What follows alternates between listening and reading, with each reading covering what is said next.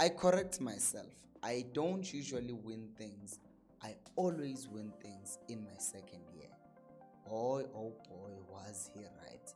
Tottenham Hotspurs have won the Europa League, their first cup in 17 years. And this game was so boring, but it reminded me of another quote by another great man, and it says, finals are not for playing, they are for winning. You remember this man?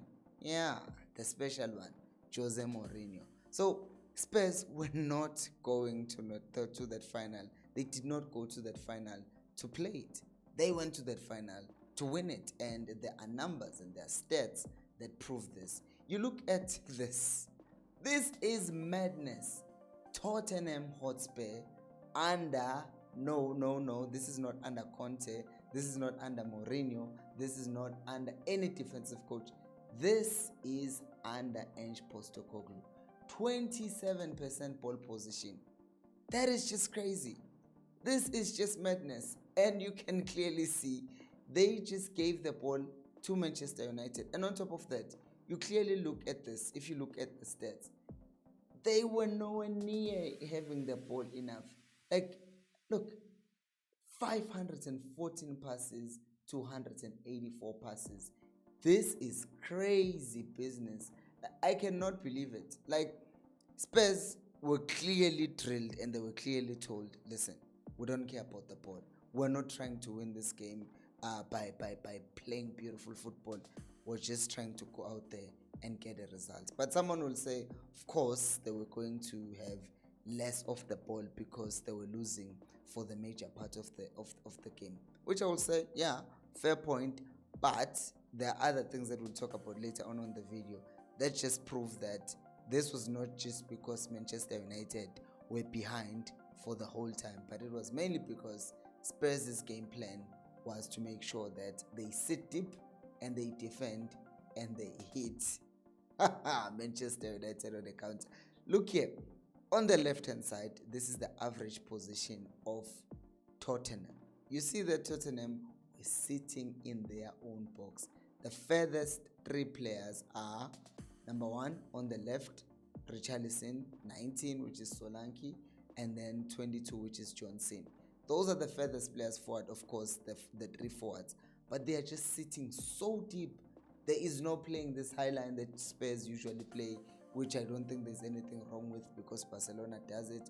And you look at Manchester United, how far high they are compared to how Spurs or how further forward Spurs were. So this was just a game of sit and hit them on a counter.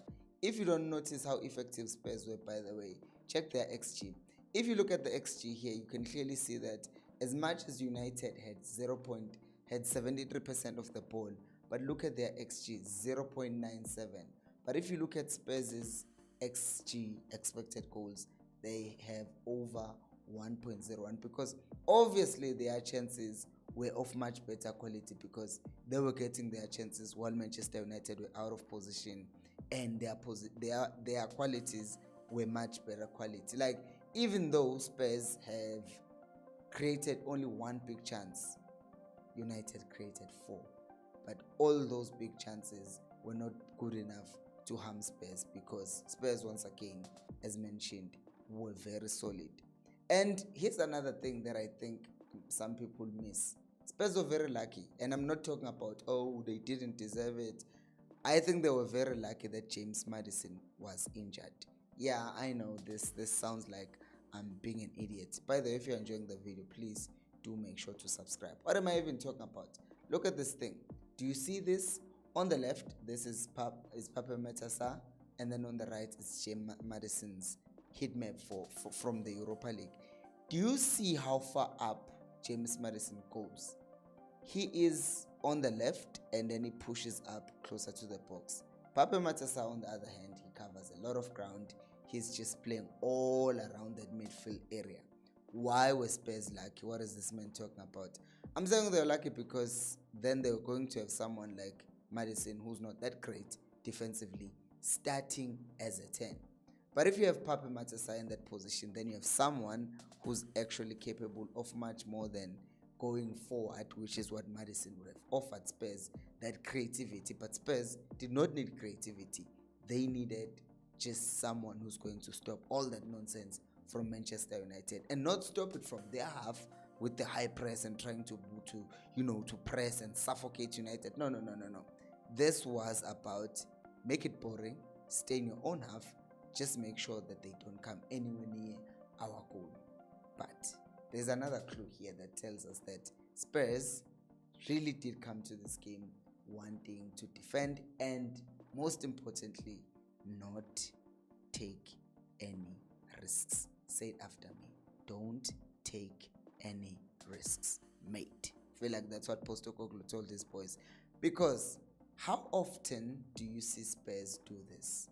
Like, how many times? Whenever you've watched Tottenham, do you see a graphic like this? I'm just going to give you a second to think about it.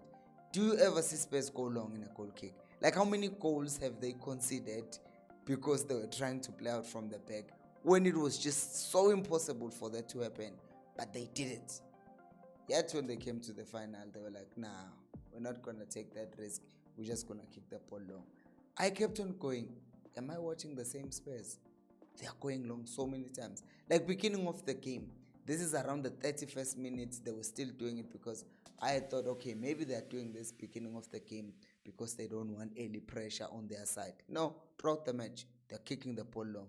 So I was like, okay, if this is the plan, bravo, Ange, bravo, because this thing worked for him.